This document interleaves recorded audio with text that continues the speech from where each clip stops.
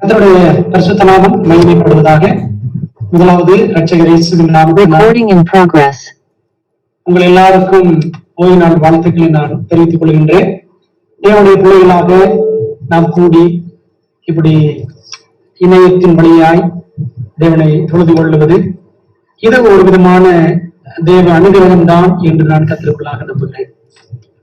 இந்த நாளில லவ்ரி தமிழ் திருச்சபையோடு இணைந்து தேவனை ஆராதிக்கவும் தேவ வார்த்தையை பகிர்ந்து கொள்ளவும் தேவன் அளித்த இந்த அரிய தருணத்திற்காகவும் அருமையான திருச்சபை விசுவாச பிள்ளைகள், லவ்ரி தமிழ் திருச்சபை விசுவாச பிள்ளைகள், குறிப்பாக போதகர் கலைமணி அவர்கள் எல்லாரும் கொடுத்த அன்பு அழைப்புக்காகவும் கர்த்தருக்கு நான் நன்றி சொல்லுகிறேன். போதகர் கலைமணி அவர்கள் ஒரு அறுவை சிகிச்சை செய்திருக்கிறார் என்பது நமக்கு தெரியும். ஐயா அவர்கள் ஆரம்பத்துல ஐயா அவர்கள் ஜெபம் பண்ணினார்கள். இந்த நாளில போதகர் அவர்களும் நம்மோடு இணைந்து கொள்வார்கள் என்று நான் எதிர்பார்க்கவில்லை. ஆனாலும் தேவன் மட்டும் அவருக்கு நல்ல சுகத்தை கொடுத்திருக்கிறார். தேவன் நம்மை தொடர்ந்து பாஸ்டருடைய குடும்பம், அவருடைய ஆரோக்கியம் அனைத்தையும் ஆசீர்வதிக்க நாம் தொடர்ந்து அவர்களை ஜெபத்தில நினைவு கூறுவோமாக. பழைய பிள்ளைகள் நிறைய பேர் இன்னைக்கு இணைந்து பாடல்கள் எல்லாம் நல்லா பாடுறோம், ரொம்ப சந்தோஷம். இந்த நாளில நான் படிக்க போற செய்தியும் it's mainly aimed at young people, குறிப்பாக வாலிப பிள்ளைகளை மனதில் கொண்டுதான் இந்த நாளில செய்திகளை கேட்க போறோம். ஜான் பாபு சாருடைய பிள்ளைகளும் வாலிப பிள்ளைகள், அவங்களும் அழகா பாடினாங்க. அவங்களுக்கு நன்றி சொல்லுகிறேன். இந்த நாளில நமது தியானத்திற்கு என்று தெரிந்து கொள்ளப்பட்ட தலைப்பு எல்லாருக்கும் வந்திருக்கிறது. எல்லாரும் பிளையர்ல பார்த்திருப்போம். Avenues of the soul என்ற தலைப்பின் கீழே நாம் இன்றைக்கு பாடத்தை படிக்க போகிறோம். ஆத்துமத்தின் வாசல்கள்.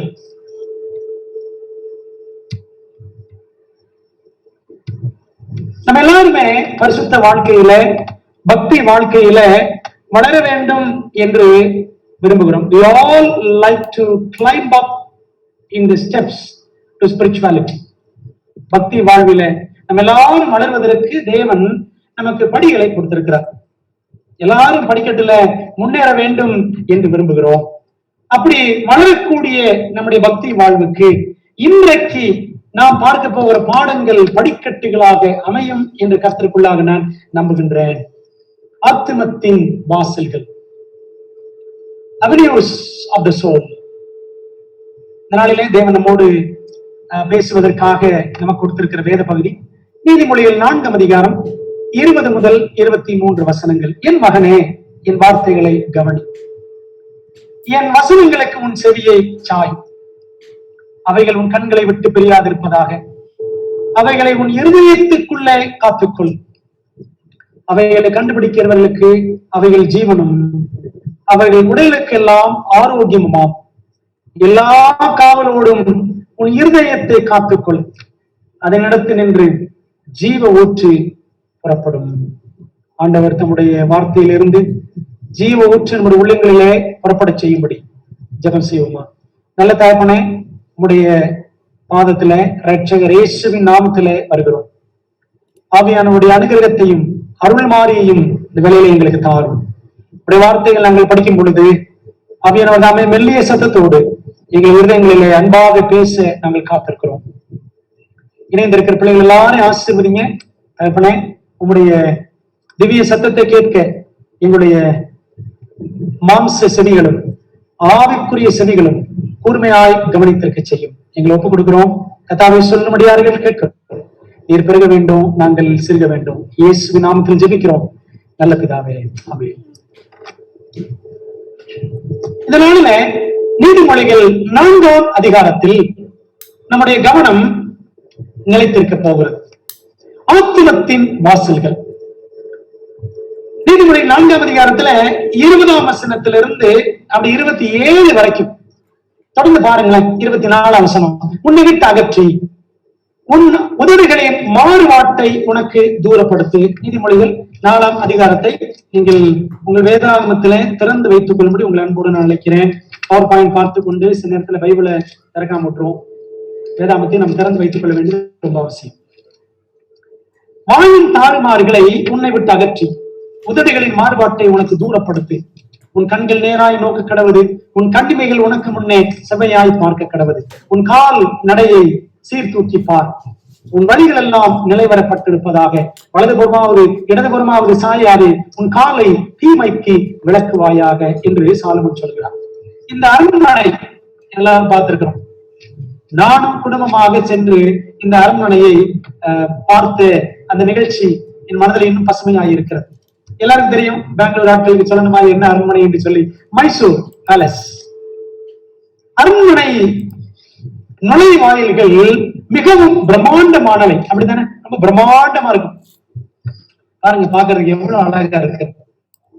ஆனால் அந்நியர் எவரும் எளிதில் நுழைய முடியாதபடிக்கு காவல் வீரர்கள் இரவும் பகலும் கண் விழித்து கடுமையாக கண்காணிப்பு செய்வார்கள். ஏனென்றால் உள்ளே இருக்கிற அரசனின் உயிர் அருமையானது என்பதால் அவ்வளவு பாதுகாப்பு. இப்போ ராஜாலாம் இல்லை, ஆனாலும் இந்த அரண்மனைகளை போய் பார்ப்பதற்கு பயங்கரமான கட்டுப்பாடுகள் இருக்கத்தான் செய்கிறது. அன்பானவர்களே, இப்படி அரண்மனைகளுக்கு இவ்வளவு பாதுகாப்பு இருக்கும் என்று சொன்னால், ஆண்டவர் நம்முடைய ஆத்தும மாளிகைக்கும், ஃபார் அவர் சோல் பேலஸ், நம்முடைய ஆத்தும மாளிகைக்கும் ஆண்டவர் மிகவும் ஆச்சரியமான நுழை வாயில்களை வைத்திருக்கிறார், வகுத்து வைத்திருக்கிறார். அவற்றைத்தான் அந்த ஆத்துமத்தின் நுழைவாயில்களை நம்ம 5 சென்சஸ் என்று சொல்லுகிறோம். ஐவகை அறிவு, ஐம்புலன்கள் என்று நாம் சொல்லுகின்றோம். அவற்றை குறித்து கொஞ்சம் விளக்கமாக நாம் பார்க்கலாமா? ஐம்புலன்கள் எல்லாமே தமிழ்ல தான் போட்டிருக்கிறேன். பெங்களூர் விசுவாசிகள் தமிழில் ஒரு வேளை வாசிப்பதற்கு கஷ்டப்பட்டால் கொஞ்சம் கஷ்டமா தான் இருக்கும். ஆனாலும் அதுக்குதான் சொல்றது, தமிழ் படிச்சுக்கங்க, தமிழ் படிச்சுக்கங்கன்னு சொல்றது. தொடர்ந்து தமிழை கற்றுக்கொள்ளுங்க. தமிழ் பேசுவது முக்கியமல்ல, தமிழில் கேட்பது முக்கியமல்ல, தமிழில் பாடுவது முக்கியமல்ல, தமிழ்ல வாசிக்கணும். ஆகவே அதுதான் தமிழனுக்கு அடையாளம். ஆகவே அது தமிழ் விசுவாச பிள்ளைகள் மறக்காம நீங்க செய்யணும். எந்த நாட்டுல இருந்தாலும், எந்த ஸ்டேட்ல இருந்தாலும் தமிழை வாசிக்க நாம் தடுமாறவே கூடாது. ஆகவே நீங்க ஒருவேளை இந்த பவர் பாயிண்ட்ல தமிழ்ல தான் இருக்கும், ஒருவேளை கஷ்டமா இருந்துச்சுன்னா உங்களுக்கு நோட்ஸ் அனுப்புறேன், பவர் பாயிண்டே அனுப்புறேன், தமிழ்ல எழுத்து கூட்டி ஆகணும், எப்படி ஆகியும் படித்து விடுங்கள், அநேகருக்கு பகிர்ந்து விடுங்கள். ஆண்டவர் தந்திருக்கிற ஈவாகிய ஐம்புலன்கள் என்னென்ன என்று நமக்கு தெரியும். 5 சென்சஸ் இங்க பார்க்கிறோம். மெய், வாய், கண், மூக்கு, செவி. Touching, tasting, seeing, smelling, hearing. தொடு அறிவு என்பார்கள் டச்சிங், சுவை அறிவு டேஸ்டிங், பார்வை அறிவு சீயிங், நுகர் அறிவு முகர்ந்து பார்ப்பது ஸ்மெல்லிங், கேட்கும் அறிவு ஹியரிங் என்று நாம் அறிந்திருக்கிறோம். இந்த 5 தான் ஐம்புலன்கள் என்று சொல்லப்படுகிறது. ஒரு லிஸ்ட் பார்ப்போமே. எந்தெந்த ஜீவராசிகளுக்கெல்லாம் எத்தனை அறிவு இருக்கிறது? ஓர் அறிவு அப்படின்னீங்கன்னா, ஓர் அறிவு புல், மரம், இதுக்கெல்லாம் ஓர் அறிவுன்னு சொல்லுவாங்க. ஈர் அறிவு 2 அறிவு, அதாவது மெய், கண் ரெண்டுமே இருக்கணும். உடம்பு இருக்கும், உடம்பு மட்டும் அப்படின்னா புல்லு, மரம் இதெல்லாம் ஒன்லி பாடி மட்டும் தான் இருக்கும். ஈர் அறிவுன்னா மெய், கண், நத்தை, சங்கு இதெல்லாம் எடுத்துக்கிட்டீங்கன்னா மெய் டச்சிங் இருக்கும், அடுத்து சீயிங் இருக்கும். 3 அறிவு மெய், வாய், மூக்கு எதுக்குன்னா எறும்பு, கரையான், அட்டை இதுக்கெல்லாம் 3 அறிவுன்னு சொல்லுவாங்க. 4 அறிவு மெய், வாய், கண், மூக்கு, நண்டு, வண்டு, தும்பி இதுக்கெல்லாம் சொல்லுவாங்க 4 அறிவு. 5 அறிவு மெய், வாய், கண், மூக்கு, செவி. 5 அறிவுன்னா பொதுவாகவே மிருக ஜீவன்களை சொல்லுவோம், விலங்குகள், பறவை. 6ஆம் அறிவு அது என்ன அப்படின்னா மனம். மனம் உடையவனே மனிதன் என்று அழைக்கப்படுகின்றான். இந்த ஐம்புலன்களோடு ஆண்டவர் நமக்கு 6ஆம் புலனை கொடுத்திருக்கிறார். மனம் அல்லது மனசாட்சி ஆகிய 6ஆம் புலனைத்தான் மனிதன் பெற்றிருக்கிறான். இது மனிதனுக்கு மட்டுமே சிருஷ்டிகர் கொடுத்த ஈவு. மனம், மனசாட்சி, சிந்தை, உள்ளம், இருதயம், ஆத்மா என்றெல்லாம் நாம் சொல்லுகிறோம். படைப்பின் சிகரமான மனிதன் தேவனிடமிருந்து பெற்றிருக்கிற 6ஆம் அறிவையே இப்படி பல வார்த்தைகளில் நாம் பார்க்கின்றோம். பைபிள்ல சில வசனங்கள் பாருங்களேன். உங்கள் மனம் புதிதாகிறதுனாலே மறுரூபமாகுங்கள். ரோமர் 12:2 வாசிக்கிறோம். நீ விசுவாசமும் நல்மன சாட்சியும் உடையவனாயிரு. 1 தீமோத்தேயு 1:18. கிறிஸ்து இயேசுவில் இருந்த சிந்தையே உங்களிலும் இருக்க கடவுது. பிலிப்பியர் 2:5. உங்கள் உள்ளத்திலே புதிதான ஆவி உள்ளவர்களாகி. எபேசியர் 4:23. என் மகனே உன் இருதயத்தை எனக்கு தா. நீதிமொழிகள் 23:26. பிரியமானவனே உன் ஆத்துமா வாழ்கிறது போல. 3 யோவான் 2 இப்படி மனம் என்பதை வேதாகமும் இப்படி விதவிதமாக சுட்டி காட்டுகிறது. வெவ்வேறு வார்த்தைகளில் நம்மை சுற்றிலும் நமக்குள்ளும் நடக்கிற கண்கள் காண முடியாத ஆவிக்குரிய போராட்டம் நடந்து கொண்டிருக்கிறது அல்லவா? A great controversy is going on beyond our visibility. நம்முடைய பார்வைக்கும் அப்பால் ஒரு பெரிய போராட்டம் நடந்து கொண்டிருக்கிறது. இந்த போராட்டத்துல இந்த 6ஆம் அறிவை சிறைப்படுத்தும் நோக்கத்தை அடிப்படையாக வைத்தே தீவிரமான முறையில் இந்த போராட்டம் நடைபெற்றுக் கொண்டிருக்கிறது. அன்பானவர்களே, உங்களுக்கு விளங்குகிறதா? இந்த 5 புலன்கள் தான் ஆத்துமத்தின் வாசல்கள். 5 senses are known as the avenues of the soul. ஆத்துமத்தின் வாசல்கள் இந்த 5 புலன்கள் தான். ஆண்டவர் நம்மை எதற்காக அழைத்திருக்கிறார்? நாம் பரிசுத்தத்திற்கென்று அழைக்கப்பட்டவர்கள். இதை 1 தெசலோனிக்கேயர் 4ஆம் அதிகாரத்துல படிக்கிறோம். 1 பேதுரு 1ஆம் அதிகாரத்துல படிக்கிறோம். அதனாலதான் பாருங்களேன், தேவன் பரிசுத்தம் இல்லாமல் ஒருவனும் கர்த்தரை தரிசிப்பதில்லையே என்று எபிரேயர் 12:14 பவுல் வழியாக சொல்லி வைத்திருக்கிறார். இருதயத்தில் சுத்தம் உள்ளவர்கள் பாக்கியவான்கள், அவர்கள் தேவனை தரிசிப்பார்கள். படிக்கிறோம்ல, மேத்யூ 5:8. அன்பானவர்களே, நம்முடைய கர்த்தரை, பரிசுத்தம் உள்ள தெய்வத்தை நாம் தரிசிக்க வேண்டும் என்று சொன்னால் ஃபர்ஸ்ட் ப்ரீரெக்வெஸ்ட் என்ன? முதல் அடிப்படை நம்மிடத்தில் இருக்க வேண்டியது என்னன்னு பாத்தீங்கன்னா பரிசுத்தம். அந்த பரிசுத்தம் என்ற பாக்கியத்தை நாம் அடைய வேண்டும் என்று சொன்னால் நம்ம இருதயம் தேவனுடையதாக மாற வேண்டும். தேவனிடத்துல நம்ம கொடுக்கணும். அப்படிதான் ஆண்டவர் கேட்கிறாரு, என் மகனே உன் இருதயத்தை எனக்கு தா. நம்ம இருதயம் கவனமாக காக்கப்பட வேண்டும். அதான் படிக்கிறோம் பாருங்க, எல்லா காவலோடும் உன் இருதயத்தை காத்துக்கொள். எத்தனை பூட்டு போடுறோம் கேட்டுக்கும் வீட்டுக்கும், அப்படித்தானே? ஆக நம்முடைய ஹார்ட்டுக்கும் ஒரு பூட்டு போட வேண்டாமா? அதனாலதான் சாலமன் சொல்றாரு, எல்லா காவலோடும் உன் இருதயத்தை காத்துக்கொள். நல்லா கவனிச்சீங்களா?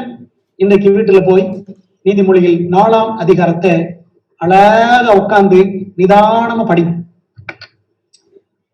அன்பானவர்களே, என்னெல்லாம் காவல் பண்ணணும்? இருதயத்தை காவல் பண்ணு என்றால் எதெல்லாம் காவல் பண்ணணும் பாருங்களேன். கண்களை காவல் பண்ணுங்கள்.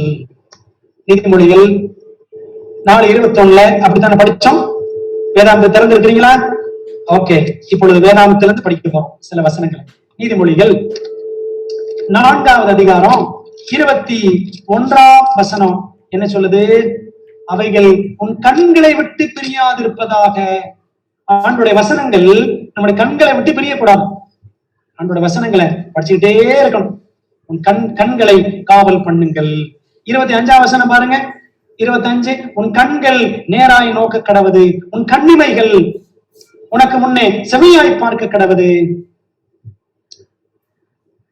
23, 26 படிங்களேன். நீதிமொழி 23, 26 படிச்சீங்கன்னா, உன் கண்கள், என் மகனே உன் இருதயத்தை எனக்கு தா அப்படின்னு சொல்ற ஆண்டவர் அப்புறம் என்ன சொல்றாரு பாருங்க. 23, 26 உன் கண்கள் என் வழிகளை நோக்குவதாக. கண்களை காவல் பண்ணுங்கள். என்ன பார்க்கிறோம், என்ன படிக்கிறோம் என்பதுல கவனமா இருக்கணும். கவனமா இருந்தால் உங்கள் இருதயம், நம்முடைய இருதயம் பத்திரமா இருக்கும். 2வது, காதுகளை காவல் பண்ணுங்கள். நீதிமொழிகள் 4:20 என்ன சொல்லுது பாருங்க. என் மகனே என் வார்த்தைகளை கவனி, என் வசனங்களுக்கு உன் செவியை சாய். கவனி, செவியை சாய் அப்படின்னு படிக்கிறோம். காதுகளை காவல் பண்ணுங்கள், கேட்கிறதற்கு தீவிரமாயும். யாக்கோபு 1:19 படிக்கிறோம். விசுவாசம் கேள்வியினாலே வரும். கேட்கிறது. ரோமர் 10:17 என்ன கேட்கிறோம், எதற்காக கேட்கிறோம் என்பதில் கவனமாயிருக்கணும். அப்பொழுது நம் இருதயம் பத்திரமா இருக்கும். இருதயத்தை காத்துக்கொள், கண்கள் கவனமா இருக்கும். காதுகள் கவனமாக இருக்க வேண்டும். மூன்றாவது, வாயை காவல் பண்ணுங்கள். வாயை காவல் பண்ணுங்கள். நீதிமொழி 4:24 பாருங்க. வாயின் தாறுமாறுகளை உன்னை விட்டு அகற்றி உதடுகளின் மாறுபாட்டை உனக்கு தூரப்படுத்து. வாய்க்கு காவல். கர்த்தாவே, ஆண்டவரே, என் வாய்க்கு காவல் வையும், என் உதடுகளின் வாசலை காத்துக்கொள்ளும். படிச்சுக்கோமா, சங்கீதத்தில் அப்படி ஒரு வசனம். என் வாய்க்கு காவல் வையும், என் உதடுகளின் வாசலை காத்துக்கொள்ளும் அப்படின்னு சங்கீதங்கள்ல ஒரு இடத்துல நான் நன்றாக படித்திருக்கேன். சங்கீதம் 141:3 அதான் அப்படி சொல்றாரு தாவீது. என் வாய்க்கு காத்துக்கொள்ளும். வாய்க்கு காவல். அடுத்து என்ன காவல்? கால்களை காவல் பண்ணுங்கள். நீதிமொழிகள் 4:26-27 பாருங்க. உன் கால்நடையை வாசிக்கிறாதீங்க, மாடு நாயம். உன் கால் நடையை சீர்தூக்கி பார், உன் வழிகள் எல்லாம் நிறைவேறப்பட்டிருப்பதாக. Walk straight in your ways. 27 வலது புறமாவது இடது புறமாவது சாயாதே. என்ன அர்த்தம்? பிரமாணத்தை விட்டு மீறி போகாத. அதான் அர்த்தம். பைபிள்ல வலதுபுறம் இடதுபுறம் படிச்சோம்னா பிரமாணத்தை விட்டு வழி தவறாதே என்று பொருள். உன் காலை தீமைக்கு விளக்குவாயாக. பாத்தீங்களா, எதை நோக்கி செல்கிறோம், ஏன் செல்கிறோம் என்பதுல கவனமா இருக்கணும். இருதயம் பத்திரமா இருக்கும். பாருங்களேன், அடுத்து என்னது? இதெல்லாம் சாலமன் சொல்ற. இதெல்லாம் காவல் பண்ணணும்னு சொல்லிட்டு நீதிமொழிகள் 4 சொல்ற. அடுத்து பாருங்களேன், மூக்கை காவல் பண்ணுங்கள். இதைத்தான் எல்லாரும் பண்ணிட்டு இருக்கோம். மாஸ்க் மாட்டி அப்படிதானே? மூக்கை காவல் பண்ணுங்கள். என்னாகமம் 11:20 படிச்சீங்க அப்படின்னா நல்ல மூக்கு பிடிக்க சாப்பிட்டுருப்பாங்க இஸ்ரவேல் ஜனங்கள். படிச்சு பாருங்க. காடை கிடைச்ச உடனே எல்லாம் அப்படி மூக்கு பிடிக்க சாப்பிட்டு மூக்கு வழியா வாய் வழியா வெளியில வந்துச்சான். என்ன மூக்கை பற்றி நீதிமொழி 4 சாலமோன் எதுவும் சொன்ன மாதிரி தெரியல. ஆனால் மூக்கு பிடிக்க புசித்தல் எதை குறிக்குது அப்படின்னா இச்சையடக்கம் இல்லாத உணவு பழக்க வழக்கங்கள். அது நிமித்தம் கர்த்தரை இஸ்ரவேல் ஜனங்கள் அசட்டை பண்ணினார்கள். இன்னைக்கு என்ன நடக்குது அப்படின்னா மூக்கு வழியா வாலிப பிள்ளைகள் போதைப் பொருட்கள் எடுப்பது, மூக்கின் வழியாக வயதானவர்கள் மூக்கு பொடி ஏற்றுவது, மூக்கின் வழியாக இப்படிப்பட்ட பாவங்களும் நடக்கதான் செய்யும். கடைசியில் என்ன வருது? புற்றுநோய் வரும். மனம் புதிதாகுமா?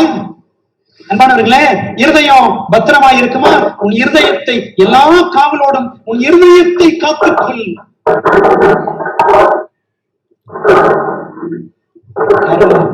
யாரும் மியூட் பண்ணாம இருக்கிறீங்க. தயவு செய்து எல்லாரும் உங்களுடைய டிவைஸ்ல மியூட் பண்ணிக்கொள்ளும்படி உங்கள் அன்போடு நான் கேட்டுக்கொள்கிறேன். அன்பானவர்களே, இந்த 5 புலன்களை நாம் வேதாந்தத்துல தெளிவாக பார்க்கிறோம். அன்பான தேவ பிள்ளைகளே, கண்கள், காதுகள், வாய், கால்கள், மூக்கு, இதெல்லாம் நம்ம கவனமா இருக்கணும். எதை புசிக்கிறோம், எதை நுகர்கிறோம், எதை பார்க்கிறோம், எங்கே செல்லுகிறோம், இப்படி எல்லாத்திலையும் கவனமா இருக்கணும். ஆண்டவர் நமக்கு அருளி இருக்கிற 5 புலன்கள் நமது ஆத்துமத்தின் வாசல்கள். அவைகளால் நாம் பரிசுத்தம் அடைகிறோமா? இந்த ஆத்துமத்தின் 5 புலன்கள் வழியாக, இதான் இருதயத்தின் வாசல்கள், இவைகள் வழியாக நம்ம என்ன செய்யணும்? பரிசுத்தம் அடைய வேண்டும். ஏன்னா இந்த 5 வாசல்கள் வழியாத்தான் இருதயம் ரீச் பண்ணப்பட்டிருக்கிறது. அவர் heart is reached through these 5 senses. அப்படிதானே? ஒரு படத்தை பாக்குறோம், இந்த படத்தை பார்த்த உடனே, அல்லது ஒரு பொண்ணை பாக்குறோம், அப்படியே மனசை பறிமுறுத்துறோம். இந்த மாதிரிலாம் நடக்குது. பாத்தீங்கன்னா நீங்க அப்படித்தான் நிறைய லவ் சாங்ஸ், லவ் சினிமாஸ் எல்லாம் வருது. லவ் அட் ஃபர்ஸ்ட் சைட், கண்டதும் காதல், பார்த்த உடனே லவ். பாத்தீங்களா? மனசு பாதிக்கப்படுது கண்கள் வழியா. ஒரு பாட்டை கேட்கிறோம், அப்படி மனசுல நின்றது காது வழியா. அல்லது ஒரு உணவு பதார்த்தம் மூக்கு வழியா அப்படி முகருகிறோம், அப்படி மனசு, அப்பா நமக்கு கிடைச்சா நல்லா இருக்குமே இந்த சாப்பாடு. பாத்தீங்களா? So ultimately through all our senses our hearts are attracted. இந்த ஐம்புலன்கள் வழியாக நம்முடைய இருதயம் ஈர்க்கப்படுகிறது என்பதை நாம் மறந்துவிடக் கூடாது. இந்த ஐம்புலன்கள் வழியாக தாங்க இருதயத்துக்கு சோதனை. இந்த ஐம்புலன்கள் வழியாகத்தான் நாம் பரிசுத்தமும் அடைய வேண்டும். எல்லாம் எழுதுறாங்க மெசேஜஸ் டு யங் பீப்புள், பக்கம் 258 தமிழ்ல வாசிக்கிறேன். சோதனையை எதிர்த்து நிற்பதற்கு நாம் செய்ய வேண்டிய பணி ஒன்று இருக்கிறது. சாத்தானின் தந்திரங்களுக்கு இரையாக விழ விரும்பாதவர்கள் ஆத்துமத்தின் வாசல்களை நன்றாய் காத்துக் கொள்ள வேண்டும். சாத்தானுக்கு இரையாகி விடக்கூடாது அப்படின்னா என்ன பண்ணணுமா? ஆத்துமத்தின் வாசல்களை நல்லா பாதுகாவல் செய்யணும். அரண்மனை வாசலை எப்படி காவல்காரர்கள் காவல் செய்கிறார்களோ அது போல ஆத்துமத்தின் வாசல்களை நன்றாய் காத்துக் கொள்ள வேண்டும். அசுத்த எண்ணங்களை எழுப்புகிற எதையும் வாசிப்பதையோ பார்ப்பதையோ அல்லது கேட்பதையோ அவர்கள் தவிர்க்க வேண்டும். ரொம்ப ஜாக்கிரதையா இருக்கணும். எதை வாசிக்கிறோம், எதை பார்க்கிறோம், எதை கேட்கிறோம். அசுத்தமான காரியங்கள் நமக்கு உள்ளத்துல உண்டாக்கும் என்றால் அதெல்லாம் தவிர்க்கணும். ஆத்துமாக்களின் எதிரியானவன் சாத்தான் சுட்டிக்காட்டுகிற ஒவ்வொரு பாடப்பொருளின் மீதும் அங்கொன்று இங்கொன்றுமான முறைமையில் அலைவதற்கு மனதை விட்டுவிடக்கூடாது. மனசு இங்கே அங்கேயும் அலைபாயறதுக்கு நம்ம விடக்கூடாது. மிகவும் ஜாக்கிரதையாய் இருக்க வேண்டும். பிரியமான பிள்ளைகளே, ஏன் என்று சொன்னால் ஆத்மாவுக்கு விரோதமாய் இச்சைகள் போர் செய்கின்றன. பைபிள் அப்படித்தான் சொல்லுது. வசனம் பாருங்களேன். 1 பேதுரு 2ஆம் அதிகாரம் 11ஆம் வசனம். பிரியமானவர்களே, அந்நியர்களும் பரதேசிகளுமாயிருக்கிற நீங்கள் ஆத்மாவுக்கு விரோதமாய் போர் செய்கிற மாம்ச இச்சைகளை விட்டு விலகி என்று பேதுரு சொல்கிறார். ஆத்மா அப்படின்னா வெரி சிம்பிள்ங்க, நம்முடைய மனசு. நம்ம ஜெபம் முடிச்சுட்டு கடைசியில சொல்லும் பாத்தீங்களா, என் ஆத்மாவே கர்த்தரை ஸ்தோத்திரி. அதுக்கு என்ன அர்த்தம்? அடுத்த வரி, என் முழு உள்ளமே அவருடைய பரிசுத்த நாமத்தை ஸ்தோத்திரி. ஆத்மான்னா நம்முடைய முழு உள்ளம், அவ்வளவுதான். சங்கீதம் 103 முதல் 2 வசனங்கள்ல படிக்கும். அன்பானவர்களே, ஆக நம்முடைய உள்ளத்துக்கு எதிராக இச்சைகள் போர் செய்கின்றன, மாம்ச இச்சைகள். சாத்தா அப்படிதான் நம்மை கவிழ்க்க வேண்டும் என்று அவன் பார்க்கிறான். எவ்வளவுக்கு அதிகமான பொறுப்புள்ள நிலையை நாம் வகிக்கிறோமோ அவ்வளவுக்கு அதிகமாக நம் செல்வாக்கு சரியா இருக்க வேண்டியது மிகவும் அவசியம். ஒரு விசேஷித்த பணியை செய்வதற்கு தேவனால் தெரிந்து கொள்ளப்படுகிற ஒவ்வொரு நபரும் சாத்தானின் இலக்காகி விடுகிறான். யாரெல்லாம் ஒரு முக்கிய பொறுப்பை வகிக்கிறார்களோ, அப்ப நமக்கு இல்ல நினைச்சுக்காதீங்க. எல்லாருமே நம்ம எல்லாரும் ஆண்டோடைய பிள்ளைகள் தான். நம்ம எல்லாருக்கும் முக்கிய பொறுப்பு என்ன? சத்தியத்தை எல்லாருக்கும் சொல்லணும். இயேசுவின் சுவிசேஷத்தை ரட்சிக்கும் செய்தியை எல்லாருக்கும் சொல்லக்கூடிய பொறுப்பு நம்ம எல்லாருக்குமே இருக்கிறது. அப்போ இயேசுவை விசுவாசிக்கிற எல்லாருமே சாத்தானுக்கு இலக்காகி விடுகிறோம். சோதனைகள் நெருங்கி சூழ்ந்து அவன் மீது விளைந்து இறங்குகின்றன. நம் மீது சோதனைகள் கடுமையா வரும். 5 Testimonies 428 429 படிக்கிறோம். அப்போ நமக்கு சாத்தானுடைய சோதனைகள் கடுமையாய் உண்டு. Patriarchs and Prophets 687 பாருங்களேன். நமக்குள் தடுத்து நிறுத்தப்படாத அளவில் தீமை பெருக்கெடுக்கும் விதமாக ஆத்துமாக்களின் விரோதியானவன் வாசல்களை திறப்பதற்கு அவன் எப்பொழுதும் விழிப்புள்ளவனாய் இருக்கிறான். நாம் அழிந்து போக வேண்டும், ஆண்டவருக்கு முன்பாக குற்றஞ்சாட்டப்பட்டவர்களாக இருக்க வேண்டும் என்பதை அவன் விரும்புகிறான். அவனோட விருப்பம், சாத்தானோட விருப்பம் என்ன? சாத்தானோட விருப்பம் நிறைய தீமைகளை கொண்டு வர வேண்டும். தீமைகள் எதிராக வாசல்களை திறக்க அவன் எப்பொழுதுமே ரெடியா இருக்கணும். நாம் அழிய வேண்டும், தேவனுக்கு முன்பாக நம்மை குற்றம் சாட்ட வேண்டும் என்று அவன் விரும்புகிறான். பாத்தீங்களா? So he has all the gates under his control. எல்லா வாசல்களும் அவன் நம்ம ஆத்மத்தின் வாசல்கள் உள்ள நமக்குள்ள நுழையணும் என்பதற்காக அவன் நிறைய வாசல்கள் வச்சிருக்கான். அன்பானவர்களே, ரொம்ப ஜாக்கிரதையா இருக்கும். முதலாவது கண்களின் இச்சை.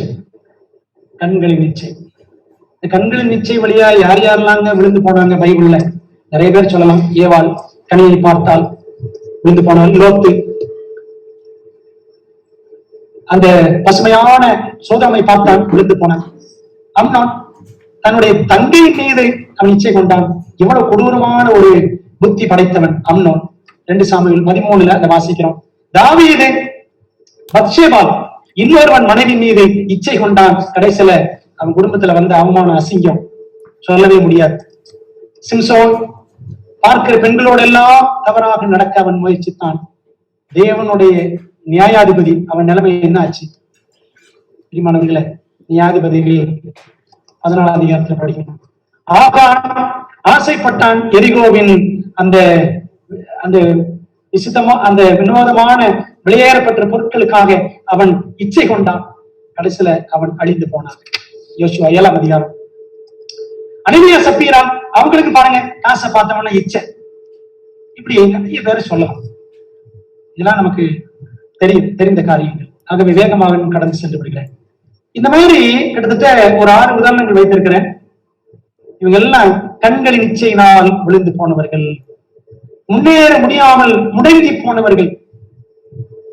பிரியமானவர்களே, இன்னைக்கு நாம் இருக்கிற காலத்துல நவீன ஊடக வசதிகள் நன்மைதான் என்றாலும் இன்றைக்கு நாடு முழுவதும் தீமைகள் தான் பரவுகிறது. போன வருஷம் லாக்டவுன்ல, நம்ம இப்ப செகண்ட் லாக்டவுன்ல இருக்கிறோம். போன வருஷம் லாக்டவுன்ல பாத்தீங்கன்னா நிறைய விளம்பரங்கள் வந்துச்சு. வீட்டுல இருக்கிறீங்களா, போர்டு அடிக்கிறதா, உங்களுக்கு 50 GB கொடுக்கிறோம், 100 GB கொடுக்கிறோம் சொல்லிட்டு நிறைய நெட்வொர்க் வசதிகள் எல்லாருக்கும் கிடைச்சிச்சு. டேட்டா நிறைய கிடைச்சிச்சு. நிறைய வாலி பிள்ளைகள் சர்வே எடுத்திருக்கிறாங்க. நிறைய வாலி பிள்ளைகள் இந்த நெட்டை பயன்படுத்தி தப்பான விதங்களில தங்கள் நேரத்தை வீணடித்திருக்கிறார்கள், தங்கள் ஆத்மத்தை கரைப்படுத்தி இருக்கிறார்கள். பிரியமான தேவ பிள்ளைகளை, அடுத்த லாக்டவுன்ல இருக்கிறோம். அடுத்த ஒரு லாக்டவுன் வரலாம், நமக்கு தெரியாது. நம்முடைய ஆத்மத்தின் வாசல்களை நம்ம எவ்வளவு கவனமாக காத்துக்கொள்ள வேண்டும். செல்போன் வச்சிருக்கிறோம், செல்போன் வச்சுட்டு என்ன பண்றோம்? கண்களின் இச்சை. பெற்றோர்களே, படிக்கிற பிள்ளைகளுக்கு செல்போன் வாங்கி கொடுக்குறீங்களா? தயவு செய்து வாங்கி தராதீங்க. எந்த நேரம் எப்ப வாங்கி தரணுமோ அப்பொழுது வாங்கி கொடுக்கலாம். அந்த நேரத்தில் ஆண்டு உங்களுக்கு உதவி செய்வார், ஞானத்தை கொடுப்பார். அதுவே கண்கள் முக்கியமான ஆத்மத்தின் வாசல். அடுத்து பாருங்களேன், மாம்சத்தின் இச்சை.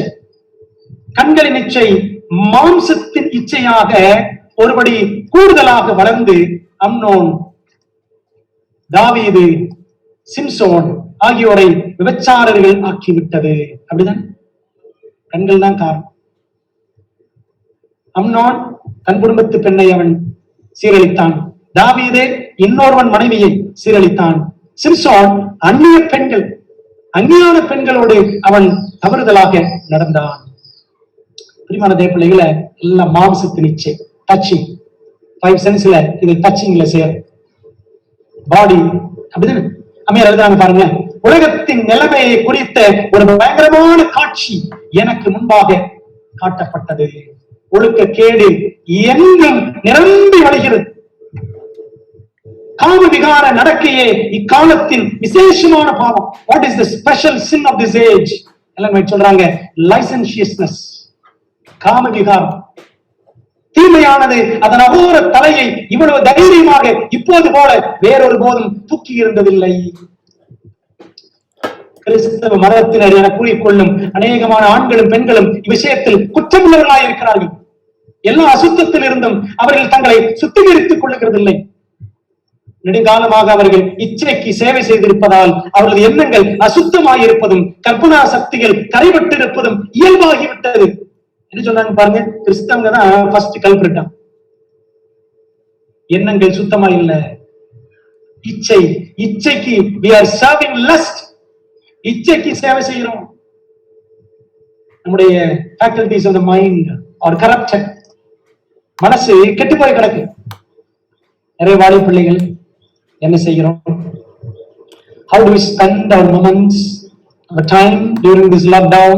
இந்த காலகட்டத்துல நேரத்தை எப்படி செலவழிக்கிறோம் என்பதை யோசித்து பாருங்க.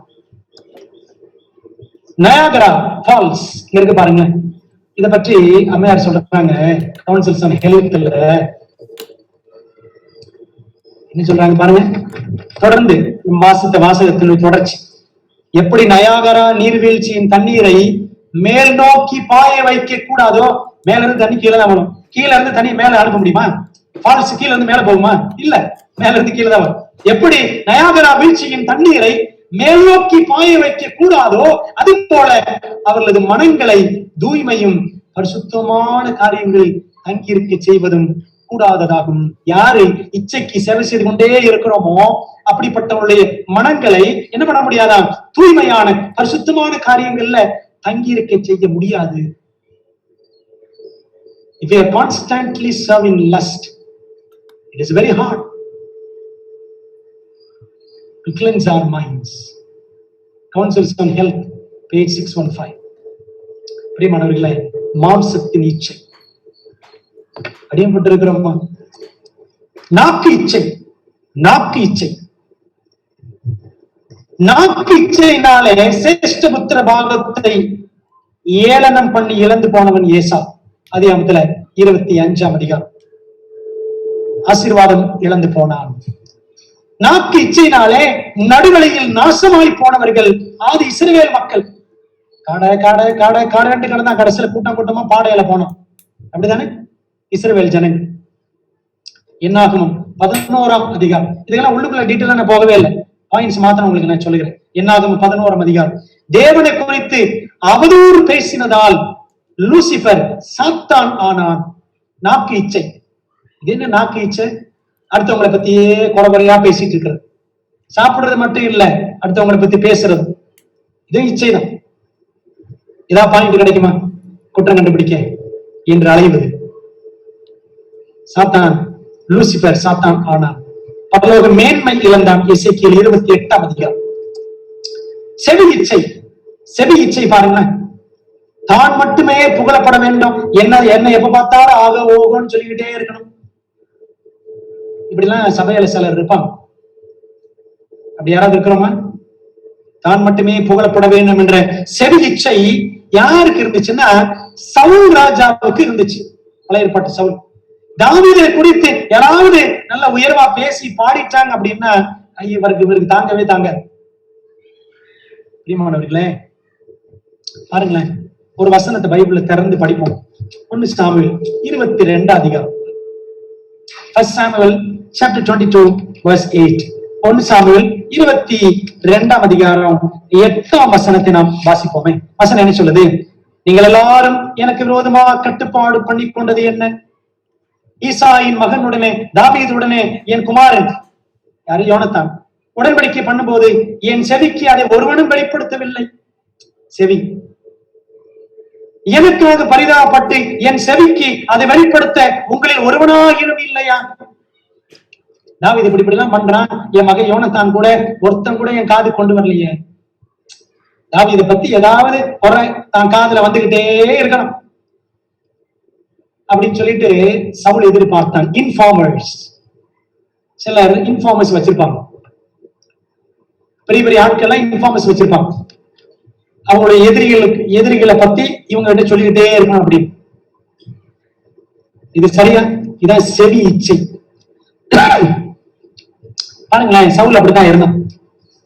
இந்நாளில் இருக்கிறபடி எனக்கு சதி பண்ண என் குமாரன் என் வேலைக்காரனை யோனத்தான் தாவீதை எனக்கு விரோதமாக எடுத்து விட்டானே. இவனுக்கு பாருங்க, எனக்காக பரிதாபப்பட்டு என் செவிக்கு அதை வெளிப்படுத்த உங்களில் ஒருவனாகிலும் இல்லையா? செல்ஃப் பிட்டி. ஒருத்தருமே சொல்ல மாட்டேங்கிறாங்களே. செவி இச்சை. கடைசியா நிலம் என்னாச்சு? சவுல் ராஜாவுடைய நிலம் துண்டு துண்டா வெட்டிவிட்டான். அப்படிதானே? துண்டு துண்டா பீஸ் பீஸ் ஆயிட்டார். 1 சாமுவேல் 31ஆம் அதிகாரத்தை வாசித்து பாருங்கள். பிரியமானவர்களே, அடுத்தவங்களை பத்தி குறையா கேட்டுட்டு இருக்கணும், செவி இச்சை. அடுத்தவங்களை பத்தி குறையா பேசிக்கிட்டு இருக்கணும், நாக்கு இச்சை. பிரியமானவர்களே, keep safely the avenues of the soul. ஆத்துமத்தின் வாசல்களை ரொம்ப கவனமாக காத்துக்கொள்ள வேண்டுமா? இன்னைக்கு நம்முடைய செவிகளை காத்துக் கொள்கிறோமா? ரேடியோ ஃப்ரீக்வன்சி, மொபைல் போன் கதிர்வீச்சு என்ன செய்கிறதா? மூளை புற்றுநோய், இதய நோய் போன்ற உயிர்கொல்லி நோய்களை உருவாக்குவது மட்டுமல்ல, சிறுநீரக கற்களையும் உருவாக்கும், உயிரணுக்களை கொல்லும். இன்னைக்கு நிறைய பேருக்கு பிள்ளை இல்லை. ஏன் பிரச்சனை என்ன? எங்க பார்த்தாலும் ஃபர்டிலிட்டி சென்டர், கருத்தரிப்பு மையங்கள். இப்பதான் பூரா அங்கங்க பாத்தீங்கன்னா ஏதோ இளநீர் கடை மாதிரி எல்லா இடத்துலயும் இருக்கு. அப்படித்தானே? கருத்தரிப்பு மையங்கள். ஒரு 20-25 வருஷத்துக்கு முன்னாடி இப்பெல்லாம் கிடையவே கிடையாது. ஏன் இன்னைக்கு இப்படி ஆயிடுச்சு அப்படின்னா ரேடியோ ஃப்ரீக்வன்சி காதுல வச்சுக்கிட்டே இருக்கணும். சில எல்லாம் பாருங்களேன், போனை காதுல வச்சாங்கன்னா ஓடிக்கிட்டே இருக்கும் 1 மணி நேரம். ஐயா ட்ரம் சீக்கிரம் போயிடும், ட்ரம் போயிடும் காதுல, அதிலே வச்சுட்டு இருக்கிறது. எவ்வளவு நேரமா நீ பேசுற? ஆண்டவர் கூட பேசுறியா? முழங்கால் போடுகிறாயா? ஜெபிக்கிறாயா? அல்லது ஆண்டவர் நம்மோடு நம்முடைய பரிசுத்த ஆவியானவர் மூலமாக பேசுவதற்கு செவிகளை திறந்திருக்கிறோமா? 1 மணி நேரம் பேசுகிற கண்ணா நண்பா, நீ ஆண்டவர் கூட 1 மணி நேரம் பேசுகிறாயா? செல்போன் அவ்வளவு நேரம் பேசுறியா? உன் ஃப்ரெண்டு கூட அழன்னு அளக்குறியா? ஐயா ஆண்டவர் கூட பேசுறியா? கல்லு வந்துடும், சிறுநீரகத்துல கல்லு வந்துருமா? உயிரணுக்களை கொள்ளும் ஸ்பாம்ஸ் எல்லாம் செத்து போயிடும். இது எங்க சொல்றாங்கன்னா European research institute of electronic computers, இந்த கம்பெனில இந்த சர்வே எடுத்திருக்கிறாங்க. பிரிமான தேவ பிள்ளைகளே, மொபைல் போன்ல பேசிக்கிட்டே மாட்டிக்கிட்டே டிரைவ் பண்றது, கடைசியில் என்ன ஆயிரும்? இந்த மாதிரிதான் முட்டிக்கிட்டு நிக்கும். இப்படி மொபைல் போன்ல பேசிக்கொண்டே SMS அனுப்பிக்கொண்டே போகிற வாகன பயணிகள் ஆண்டுக்கு 5000 பேர், வருஷத்துக்கு 5000 பேர் அமெரிக்கால சாகுறாங்க. மணிக்கணக்கில் பேசுபவரா நீங்கள்? அதுவும் அடுத்தவரை பற்றி சற்று யோசிக்க வேண்டும். பிரியமான தேவ பிள்ளைகளே, இந்த ஆலோசனைகளை நம்ம செவி கொடுத்து நடக்க வேண்டும். ஏசாயா 1ஆம் அதிகாரம் எடுப்போமே. ஏசாயா 1ஆம் அதிகாரம் வசனங்கள் 19, 20 வாசிக்கலாமா?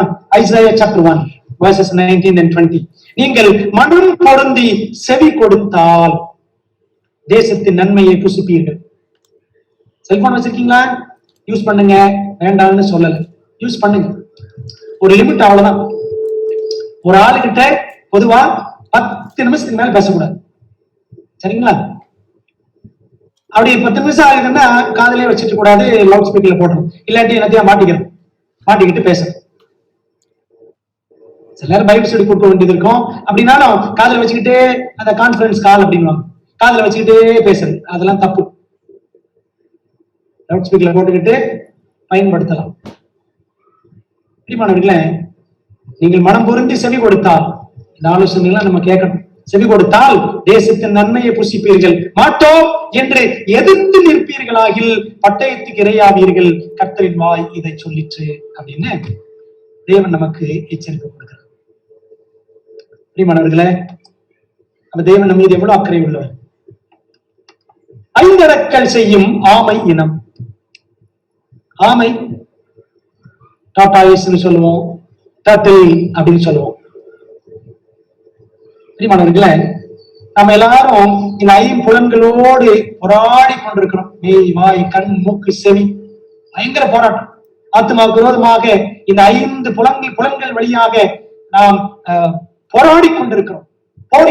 இச்சைகளுக்கு எதிராக போராடி கொண்டிருக்கிறோம். என்ன செய்யலாம்? ஏதாவது வழி இருக்கா? என்ன பாஸ்டர் பண்றது? நல்லா தான் சொல்றீங்க. கண்கள் இச்சை, வாய் இச்சை, செவி இச்சை எல்லாம் சொல்றீங்க. என்ன பண்றது? இப்படி தப்பிக்கிறது? ஏதாவது வழி சொல்லுங்களேன்.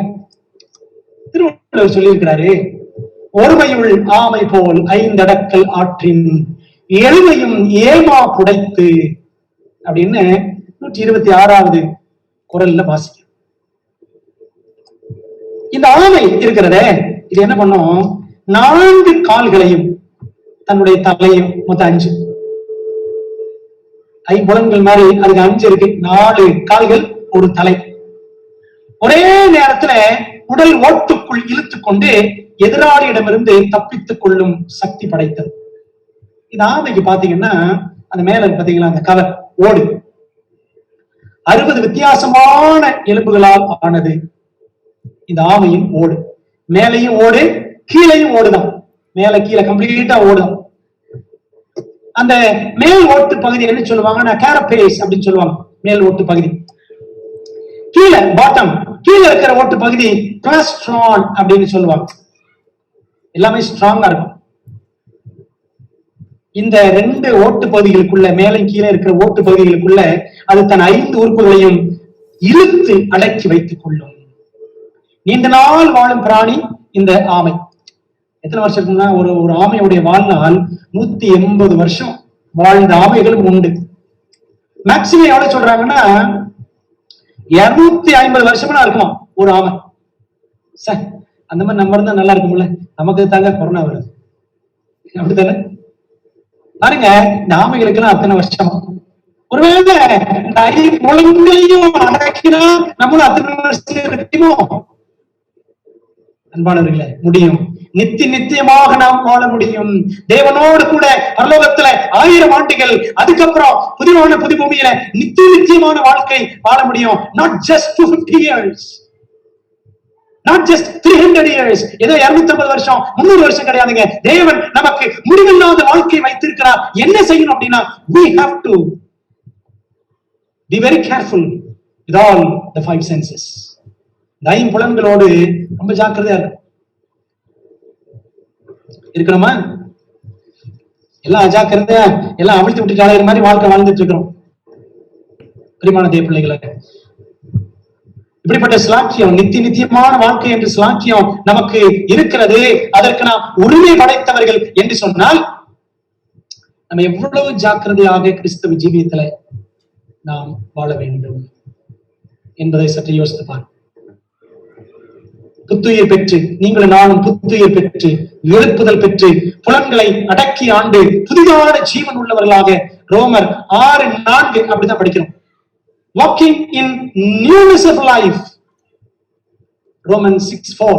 Walking in newness of life. ஒரு புதிய வாழ்க்கை வாழணுமாங்க, புதிய வாழ்க்கை. அப்படி நடந்து கொண்டால் பரலோகம் எவ்வளவாய் நம்மை கண்டு பூரிக்கும், நம்மை கொண்டு இந்த பூமியில பெரிய காரியங்களை சாதிக்கும் என்று எண்ணி பாருங்கள். 5 அடக்கல் செய்ய 5 ஆலோசனைகள். இந்த 5 புலன்கள் அடக்கணுமே, என்னங்க பண்றது? என்ன செய்யலாம்? மெய், வாய், கண், மூக்கு, செவியாகிய 5 புலன்களை நாம் அடக்கி வாழ்ந்தால் 6ஆம் புலனாகிய நம் மனம் புதிதாகும். அப்படித்தான பைபிள் சொல்லுது. உங்கள் மனம் புதிதாகிறதுனாலே ரோமன்ஸ் 12:1-2 வாசி. மனம் புதிதாகும், நல்வட சாட்சி நம்மில் உருவாகும். அப்போஸ்தலர் 24 Acts 24:16. அப்போஸ்தலர் 24 வசனம் 16 பாருங்களேன். பவுல் அழகா சொல்லுவார், தைரியமாக சொல்லுவார். அவர் மாதிரி நம்ம சொல்ல முடியுமா? 24:16 பாருங்க. என்ன சொல்றாரு? இதனால் நான் தேவனுக்கும் மனுஷருக்கும் முன்பாக எப்பொழுதும் குற்றமற்ற மனசாட்சி உடையவனாய் இருக்க பிரயாசப்படுகிறேன். Before God and before men, I want to keep my conscience very pure. அப்படின்னு பவுல் சொல்றாரு. நம்மளால சொல்ல முடியுமா? குற்றமற்ற மனசாட்சி, blameless conscience. என்ன செய்யணும்? 5 காரியங்கள். Number 1, cling on to Jesus. இயேசுவை பற்றிக் கொள்ளுங்கள். ஆகையால் குமாரன் உங்களை விடுதலையாக்கினால் மெய்யாகவே விடுதலையாவீர்கள். யோவான் 8:36. என்னை பலப்படுத்துகிற கிறிஸ்துவினாலே எல்லாவற்றையும் செய்ய எனக்கு பலன் உண்டு. பிலிப்பியன்ஸ் 4:13. பிலிப்பியர் 4:13. ஆண்டவர் இயேசு கிறிஸ்துவை என்னாலும் பற்றிக் கொள்ள வேண்டும். இயேசுவை பற்றிக் கொண்டு அவ்வல்ல சகாயரிடமிருந்து ஆத்மாவை எதுவும் பிரித்துவிட அனுமதியாது இருப்பதே நம்ம எவருக்கும் ஒரே பாதுகாப்பு. ஆண்டவர் இயேசு கிறிஸ்துவை விட்டு விலகிடவே கூடாது. 5 Testimonies 4:29. ஆண்டவர் இயேசு கிறிஸ்துவை விட்டு விலகிடவே கூடாது. அவரை பிடிச்சுக்கணும். ஆண்டவரே, நீர் என்னை ஆசீர்வாதத்தால் ஒழிய உம்மை போக விடமாட்டேன். Like Jacob, we have to take hold of Jesus very strongly. ஆண்டவரை உறுதியாக பற்றிக் கொள்ள வேண்டும். ஆத்மத்துக்கும் சரீரத்துக்கும் வைத்தியரான அவரே போர் செய்கிற இச்சைகளின் மீது வெற்றி அளிக்கிறார். ஆண்டவர் இயேசு கிறிஸ்து அவர்தான். அவர் மைண்ட் அண்ட் அவர் பாடி, இந்த 2க்கும் எதிராக இருக்கக்கூடிய இச்சைகள், இதுக்கெல்லாம் வெற்றி, இவை எல்லாருக்கும் இது வெற்றி அவர் தான் கொடுப்பார். கிறிஸ்துவுடன் ஒன்றாகுதலினால் மனிதன் விடுவிக்கப்படுகிறான். By becoming one with Christ, we are delivered. We should become one with Christ. கிறிஸ்துவோடு கூட நெருங்கி சேரக்கூடியவர்களாக நீங்கள் நானும் இருக்கணும். இந்த காலத்துல ஆண்டவரோடு நெருங்கி சேரல அப்படின்னா எந்த காலத்துல நெருங்கி சேர போறோம்? 2வது என்ன செய்யணும்? கிருபையின் வல்லமையை பற்றிக் கொள்ளுங்கள். Hold on to the power of grace. கிருபையின் வல்லமை பற்றிக் கொள்ளுங்கள். ஆகிலும் நான் இருக்கிறது தேவ கிருபையினாலே இருக்கிறேன். அவர் எனக்கு அருளிய கிருபை விருதமாய் இருக்கவில்லை. அவர்கள் எல்லாரிலும் நான் அதிகமாய் பிரயாசப்பட்டேன், ஆகிலும் நான் இல்ல, என்னுடனே இருக்கிற தேவ கிருபையே அப்படி செய்தது. I am what I am is because of God's grace. That's what Paul says. Pavul அதான் சொல்றாரு, நான் இருக்கிறது ஆண்டோட கிருபையினால இருக்கிறாங்க. 1 Corinthians 15:10. அவருடைய கிருபை.